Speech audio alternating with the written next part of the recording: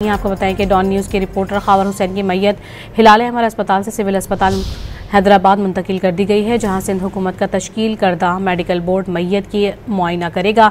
इस बारे में मज़ीद आपको बताएं कि सिंध हुकूमत का तश्कील करदा मेडिकल बोर्ड मैयत का मुआयना करेगा। खावर हुसैन के वालिद, वालिदा और भाई भी इस वक्त सिविल अस्पताल हैदराबाद में मौजूद हैं।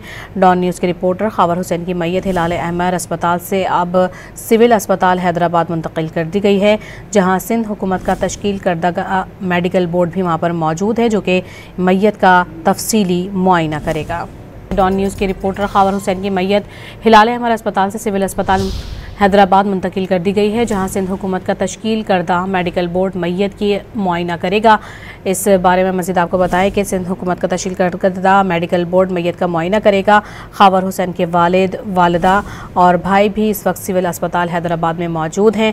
डॉन न्यूज़ के रिपोर्टर खावर हुसैन की मैयत हिलाल अहमर अस्पताल से अब सिविल अस्पताल हैदराबाद मुंतकिल कर दी गई है, जहाँ सिंध हुकूमत का तश्कील करदा मेडिकल बोर्ड भी वहाँ पर मौजूद है, जो कि मैयत का तफसीली मुआयना करेगा।